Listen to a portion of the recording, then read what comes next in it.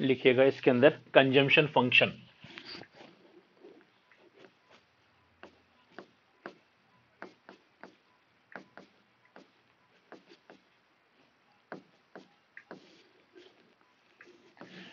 Consumption function show the relationship between consumption function show the relationship between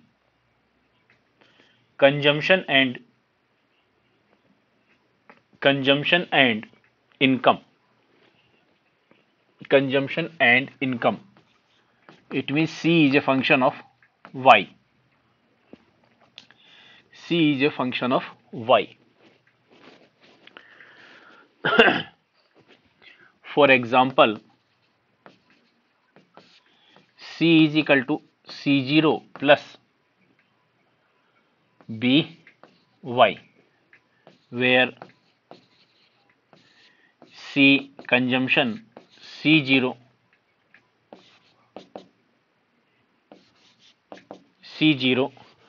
autonomous consumption स्वायत्त उपभोग, स्वायत्त उपभोग Y income and B MPC marginal propensity to consume, और इसकी जो value है वो 0 और 1 के बीच में है। 0 और 1 के बीच में है। Consumption function C is equal to C0 plus BY लिखेंगे। The above example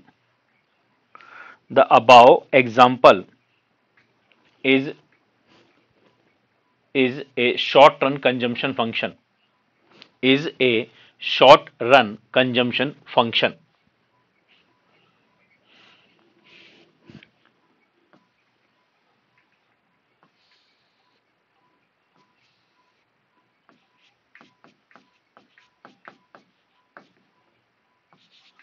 short run consumption function लिखेंगे। उपभोग व आय के मध्य संबंध को, उपभोग व आय के मध्य संबंध को दर्शाने वाला फलन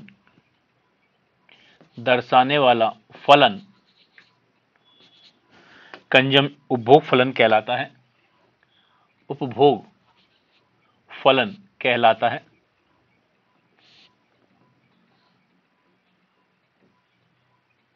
उपभोग फलन कहलाता है।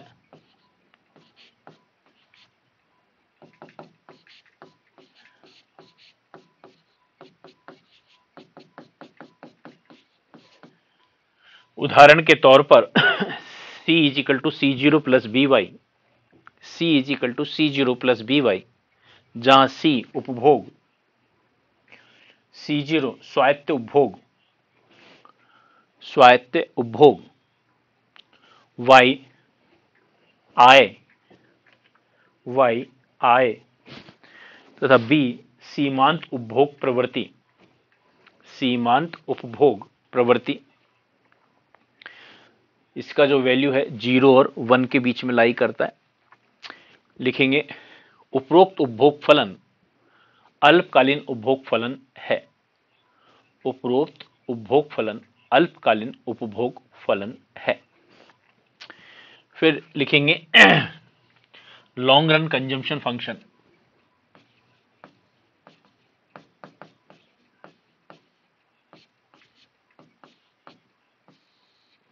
लॉन्ग रन कंजम्पशन फंक्शन दीर्घकालीन उपभोग फलन C is equal to BY, C is equal to BY लिखेंगे। In long run consumption function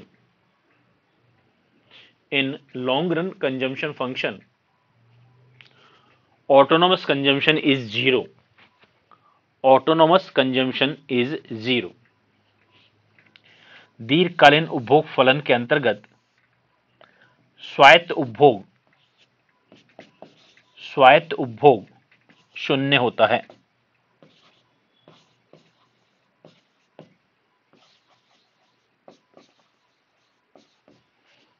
स्वायत्त उपभोग शून्य होता है।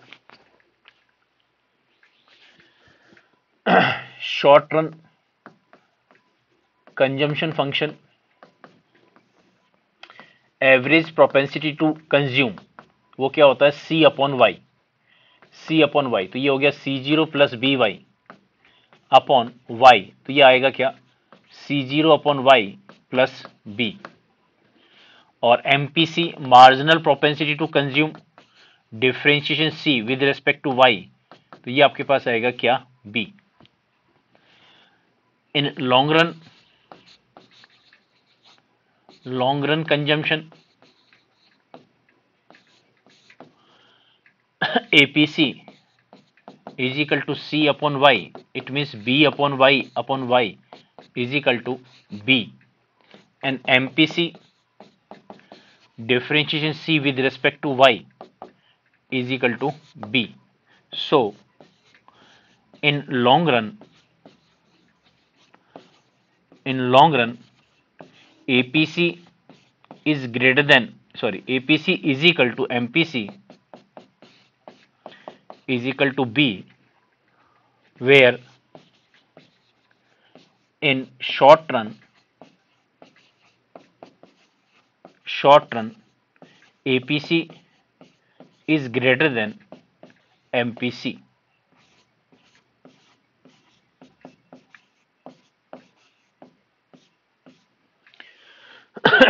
दीर्घकाल में APC MPC बराबर होती हैं, जबकि अल्पकाल में APC सदैव MPC से ज्यादा होती हैं।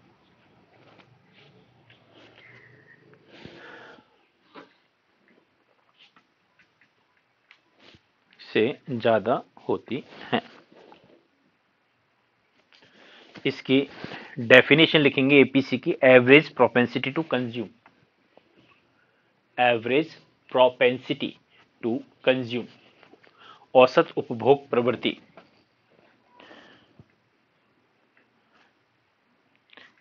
It is the ratio of consumption expenditure to any particular level of income,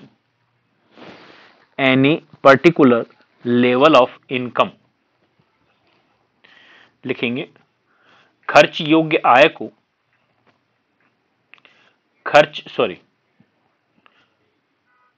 लिखेंगे उपभोग व्यय को आय से विभाजित करने पर जो प्रतिफल प्राप्त होता है उसे औसत उपभोग प्रवृत्ति कहते हैं। फिर लिखेंगे मार्जिनल प्रोपेंसिटी टू कंज्यूम, सीमांत उपभोग प्रवृत्ति। It is the ratio of change in consumption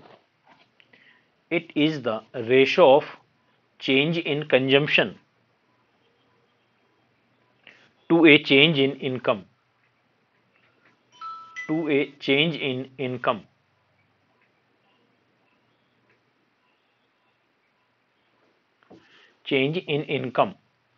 लिखेंगे आय की एक अतिरिक्त इकाई का उपभोग करने पर, उपयोग करने पर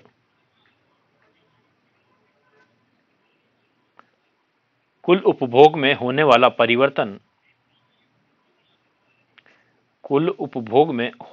परिवर्तन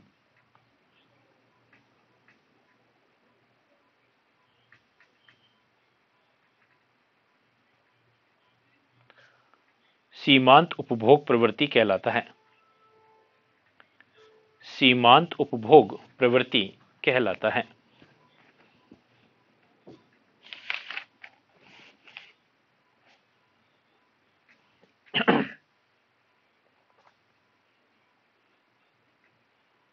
ठीक है, तो ये हमने आपको कंजम्पशन का पार्ट बात की है। तो शॉर्ट रन के अंदर जो कंजम्पशन होता है उसमें ऑटोनोमस कंजम्पशन होता है, और शॉर्ट रन के अंदर हमेशा जो है वो APC is greater than MPC होता है, और लॉन्ग रन के अंदर हमेशा APC is equal to MPC is equal to B होता है। ठीक है, नेक्स्ट लिखेंगे सेविंग। नेक्स्ट लिखेंगे सेविंग।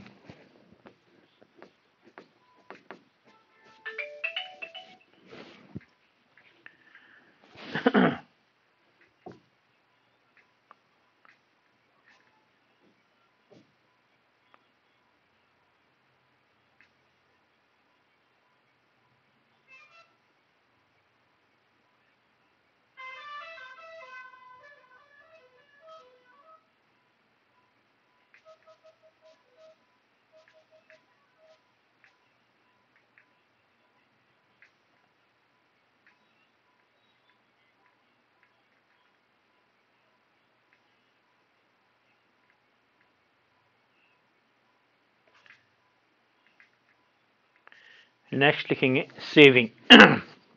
लिखेंगे saving is the amount, saving is the amount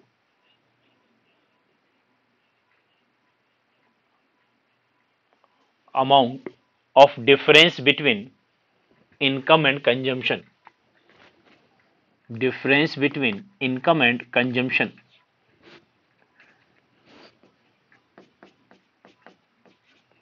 income and consumption.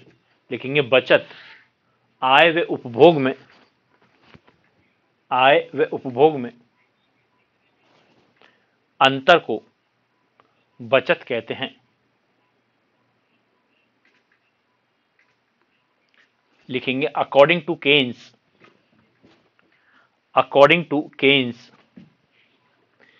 Saving is an excess of income. Saving is an excess of income over expenditure. Over expenditure. लिखेंगे बचत आय की व्यय पर अधिकता है। बचत आय की व्यय पर अधिकता है।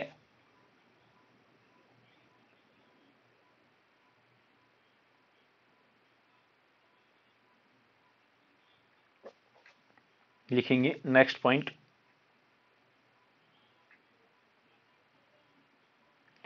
नेक्स्ट पॉइंट लिखेंगे different concept of saving. Different concept of saving, बचत की विभिन्न अवधारणाएं। बचत की विभिन्न अवधारणाएं।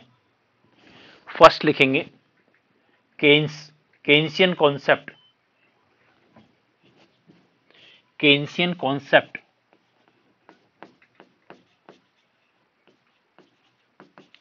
केन्सियन कॉन्सेप्ट लिखेंगे according to Keynes, according to Keynes saving is defined as the,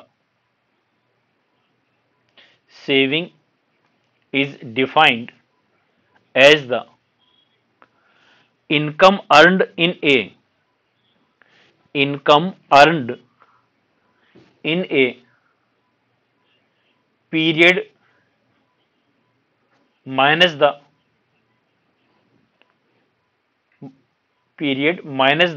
consumption in the same period, consumption in the same period.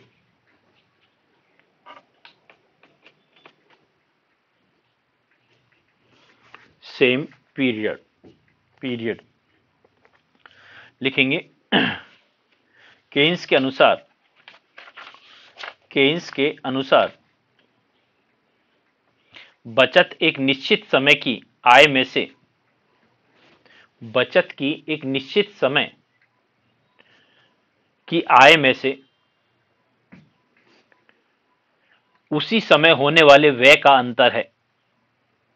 उसी समय होने वाले व्यय का अंतर है। अर्थात it means S T is a function of Y T minus C T.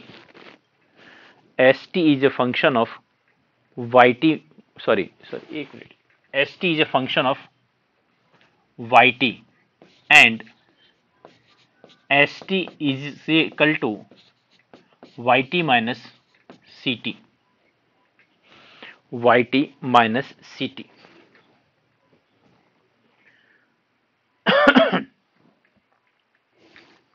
फिर लिखेंगे रॉबर्टसन कॉन्सेप्ट, रॉबर्टसन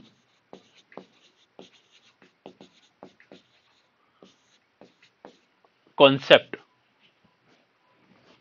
लिखेंगे according to him saving is defined as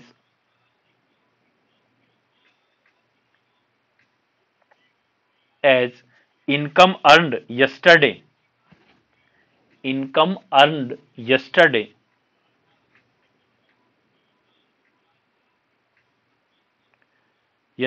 minus today's consumption,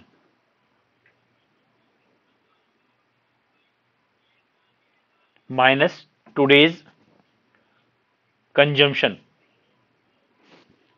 It means current saving is a function of, it means current saving is a function of yesterday income, yesterday income. It means st is a function of yt minus 1. लिखेंगे Robertson के अनुसार बचत भूतकाल की आय, बचत भूतकाल की आय, भूतकाल की आय तथा वर्तमान काल के व्यय का अंतर है, वर्तमान काल के व्यय का अंतर है।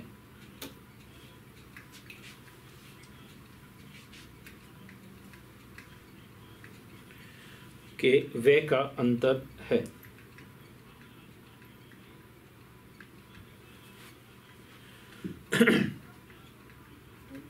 वर्तमान काल के व्यय का अंतर, अर्थात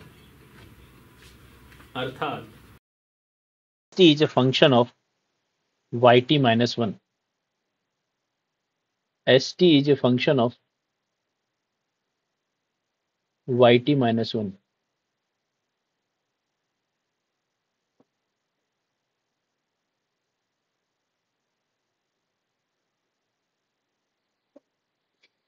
yt minus 1. नेक्स्ट लिखेंगे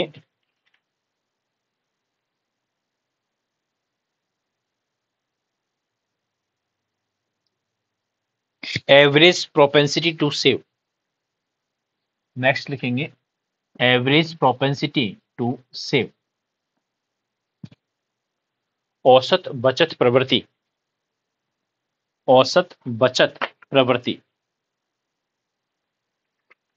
लिखेंगे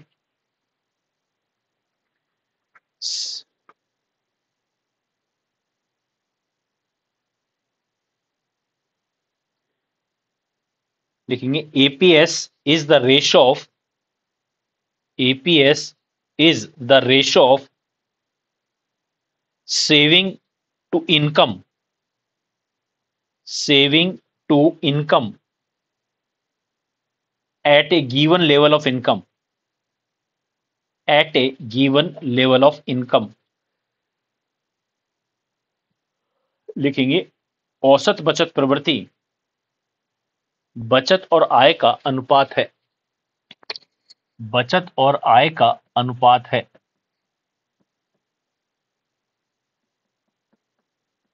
फिर लिखेंगे MPS marginal propensity to save, सीमांत बचत प्रवृत्ति। It is the ratio. It is the ratio of change in. It is the ratio of change in saving to a saving to a change in income. Change in income लिखेंगे आय की एक अतिरिक्त इकाई का उपयोग करने पर कुल बचत में होने वाला परिवर्तन कुल बचत में होने वाला परिवर्तन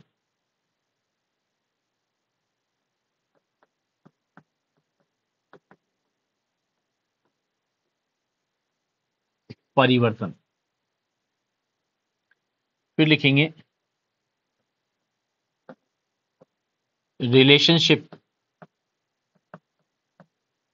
between APS and APC y is equal to c plus s both side divided by y. ये आएगा y upon y is equal to c upon y plus s upon y is 1 APC plus APS.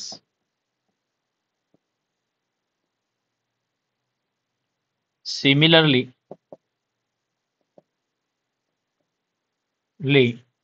relationship between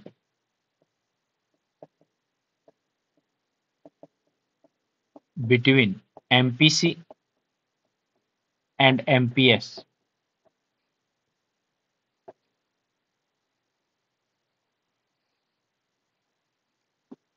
y is equal to c plus s if change in all variables, then delta y is equal to delta c plus delta s both side divided by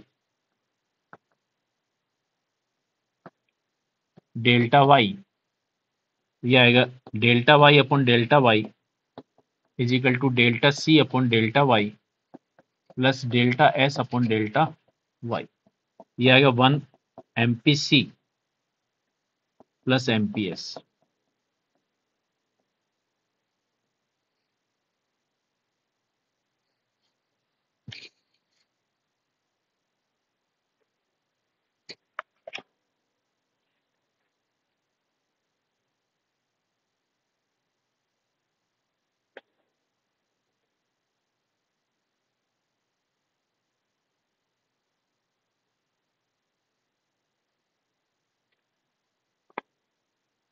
ठीक है, अब लिखेंगे next जो concept आता है वो है क्या, इन्वेस्टमेंट. वो आता है क्या, इन्वेस्टमेंट, निवेश.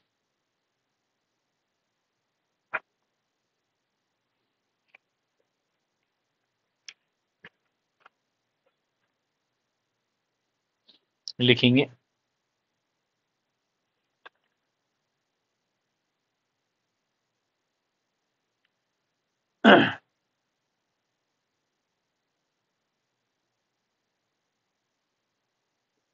लिखेंगे means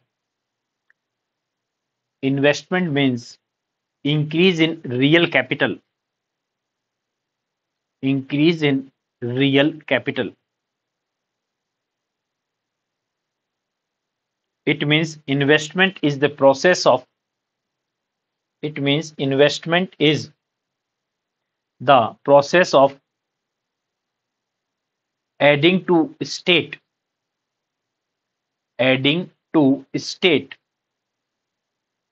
of real productive assets. Real productive assets. लिखेंगे निवेश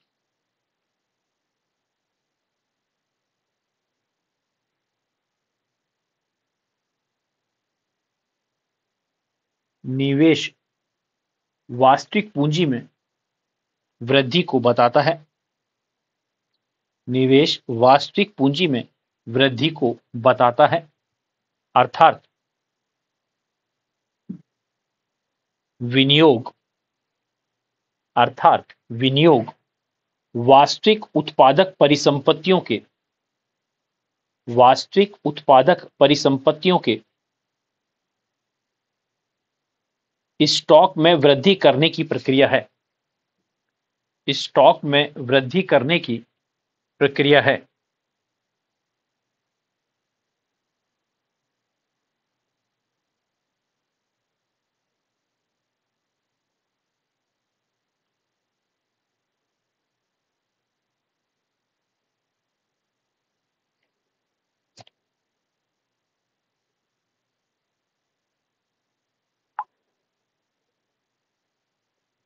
की प्रक्रिया है। लिखेंगे कॉन्स्टिट्यूएंट्स ऑफ इन्वेस्टमेंट, निवेश के अंग।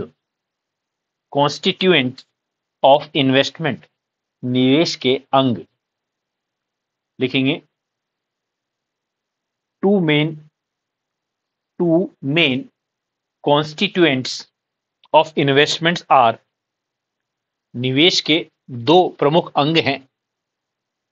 फर्स्ट है फिक्स्ड कैपिटल फॉर्मेशन, स्थायी पूंजी निर्माण। फिक्स्ड कैपिटल फॉर्मेशन, स्थायी पूंजी निर्माण। और सेकंड है change in inventories, change in inventories.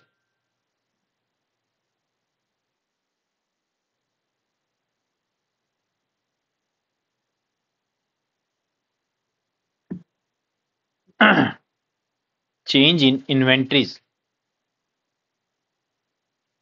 लिखेंगे इसके अंदर fixed capital formation, fixed capital formation.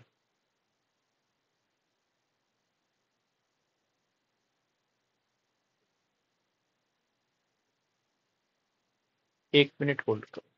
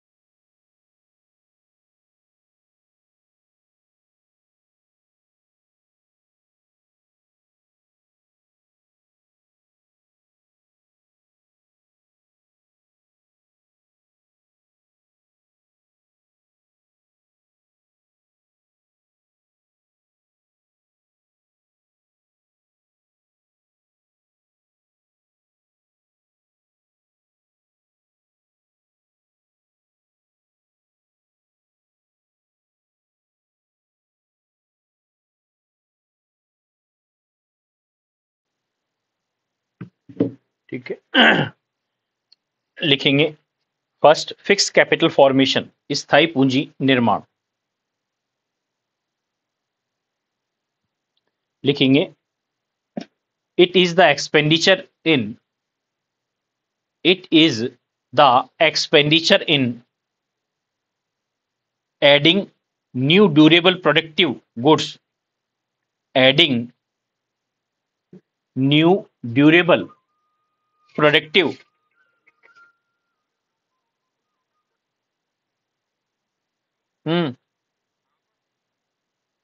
आज मैसेज नहीं छोड़ा।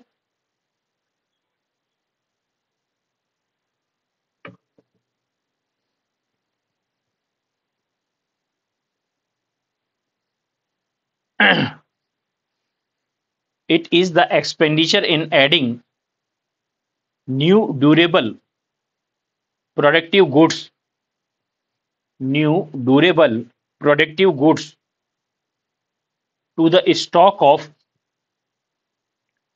to the stock of fixed assets, fixed assets। स्थायी पूंजी निर्माण वह व्यय है जो, स्थायी पूंजी निर्माण वह व्यय है जो अचल संपत्ति में, अचल संपत्ति में नए टिकाऊ उत्पाद, नए टिकाऊ वस्तुओं की वृद्धि पर, वस्तुओं की वृद्धि पर किया जाता है, पर किया जाता है। सेकंड लिखेंगे change in inventory, change in inventory माल सूची में परिवर्तन। लिखेंगे it refers to the stock of goods, it refers to the stock of goods which remains, which remains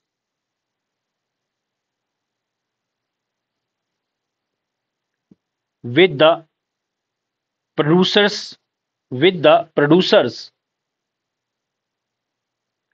till it reaches, till it reaches the hand of the, the hand of the final consumer from, final consumer from the factories, final consumer from the factories। it include, it include first raw material, first raw material, second semi finished goods, semi finished goods, third finished goods, finished goods। लिखेंगे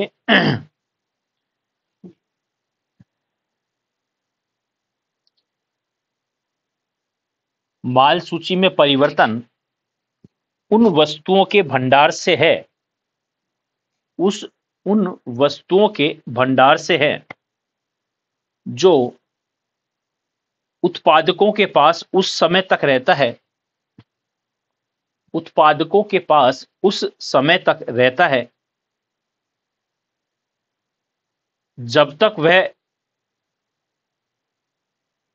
जब तक वह factory से, factory से अंतिम उपभोक्ता तक नहीं पहुंच जाता, अंतिम, अंतिम उपभोक्ता तक नहीं पहुंच जाता, नहीं पहुंच जाता। इसके अंतर्गत कच्चे माल, कौमा अर्धनिर्मित माल इसके अंतर्गत कच्चे माल, कॉमा अर्धनिर्मित माल, कॉमा निर्मित माल, निर्मित माल सम्मिलित होते हैं। निर्मित माल सम्मिलित होते हैं।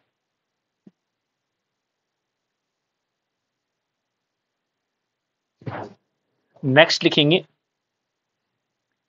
Types of investment. Types of investment लिखेंगे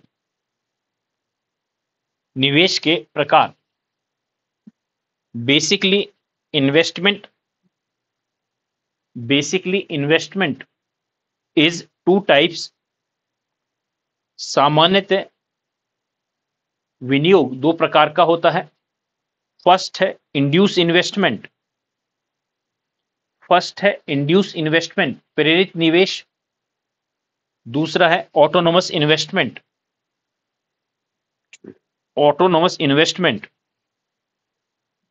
स्वायत्त विनियोग। लिखेंगे induce investment is that investment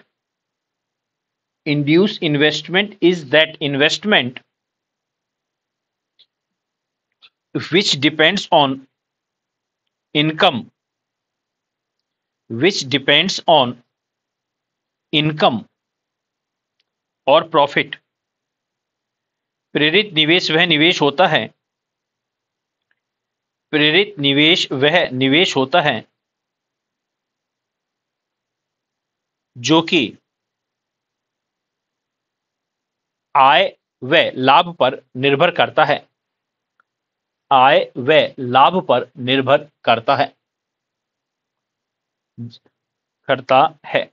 फिर लिखेंगे autonomous investment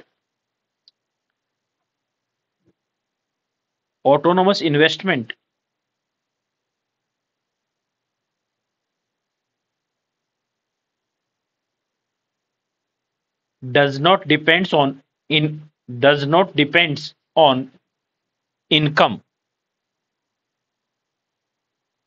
depends on income. It depends on new inventions.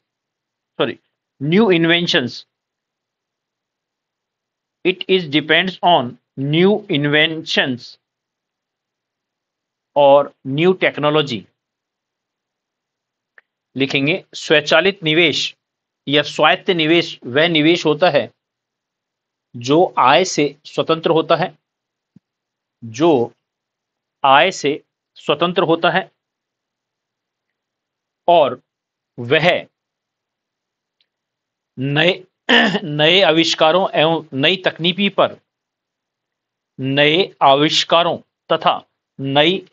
पर निर्भर करता है। नेक्स्ट लिखेंगे different concept of investment.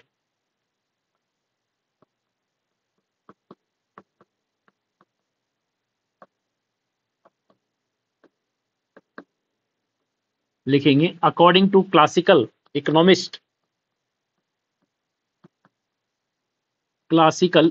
Economist investment is a function of rate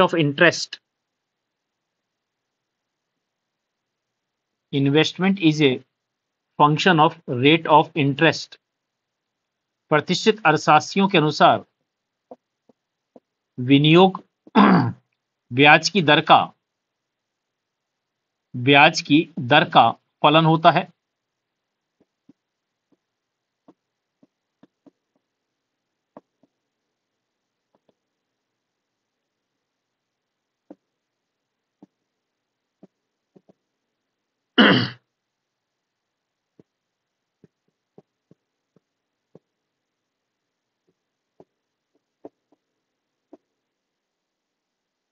फिर लिखेंगे अकॉर्डिंग टू केन्स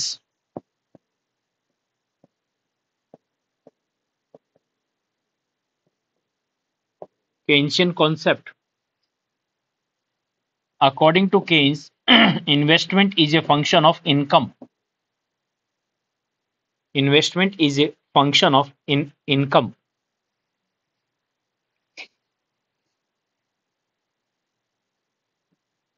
केन्स के अनुसार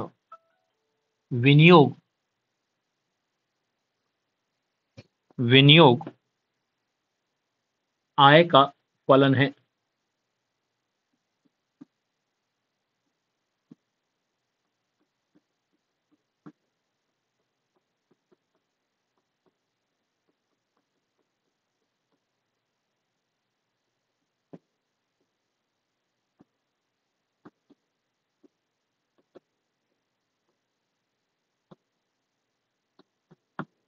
आय का फलन है।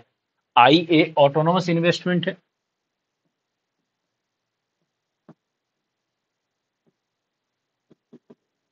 और ये इंड्यूस इन्वेस्टमेंट।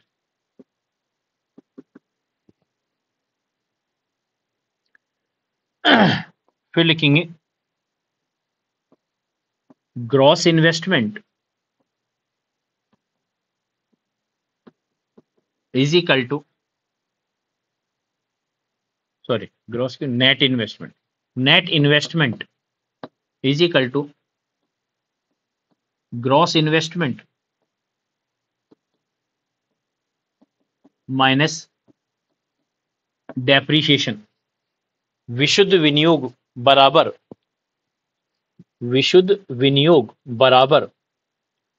सकल विनियोग माइनस मूल्यह्रास।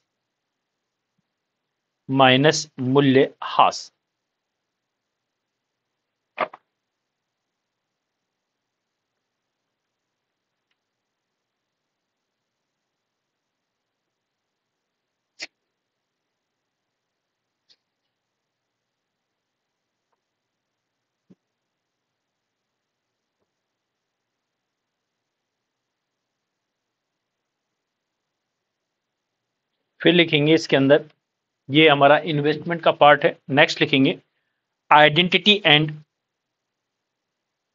इक्वेशन। नेक्स्ट कॉन्सेप्ट है आइडेंटिटी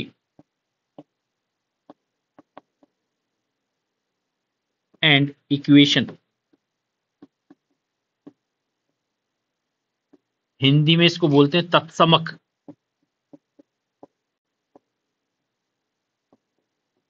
एवं इक्वेशन समीकरण।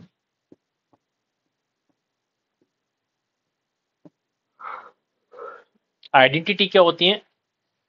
जो रिलेशंस डेफिनेशन के आधार पर होते हैं उसको आइडेंटिटी बोलते हैं।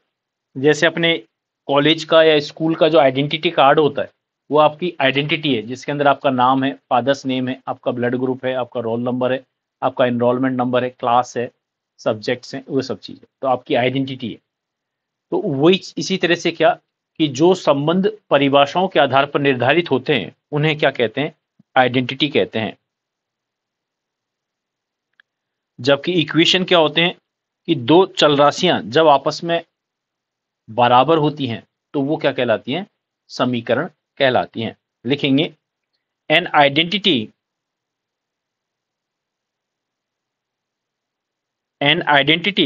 refers to that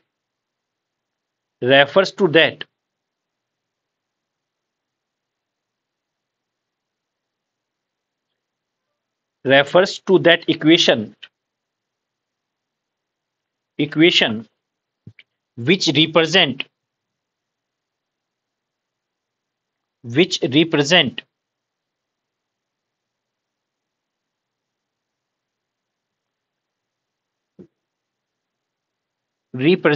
two such alternatives as are equal to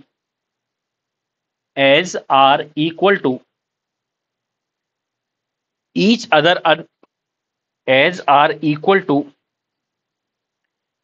other unconditionally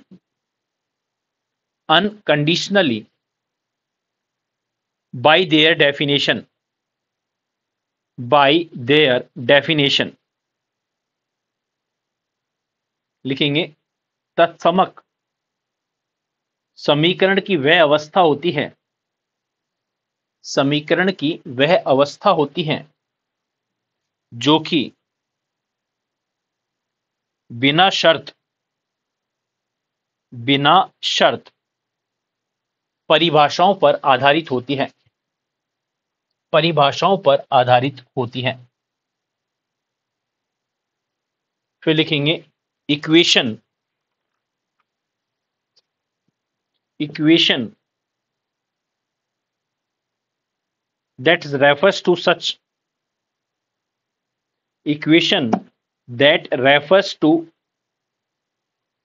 two TWO, two such alternatives, two such alternatives as are equal to each other, as are equal to each other,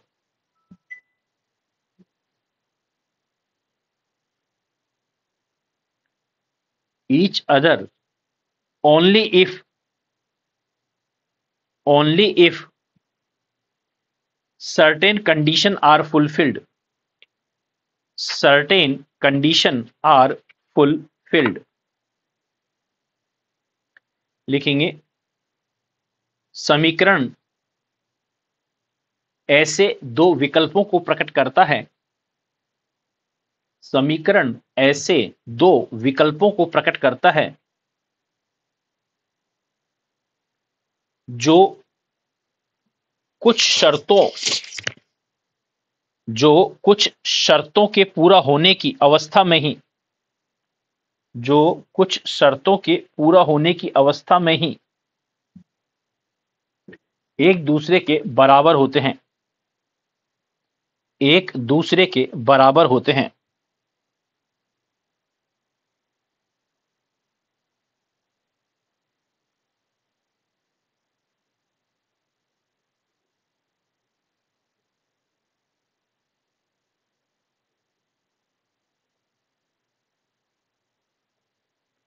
होते हैं for example y is equal to c plus s and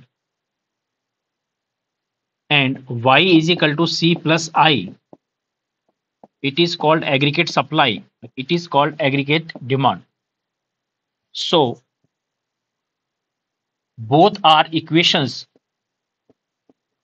both are equations, but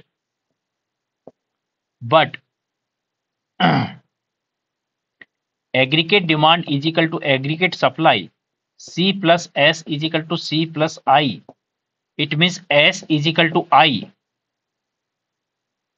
और इसको मैं यहां लिख रहा हूं, और एस आइडेंटिटी, इसको तीन आड़ी लाइनों से शो करते हैं आइडेंटिटी को, S identity I, this equation represent the identity,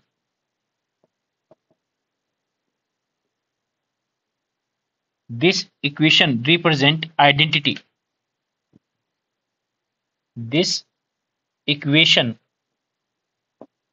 represent the identity। फिर इसमें एक नोट लगा के लिख सकते हैं symbol of identity, symbol of identity is 3 slanting line, slanting बोलेंगे हॉरिजेंटल बोलेंगे, 3 हॉरिजेंटल लाइन। तो आज अपन इसके अंदर ये किया है, कल अपन इसके अंदर और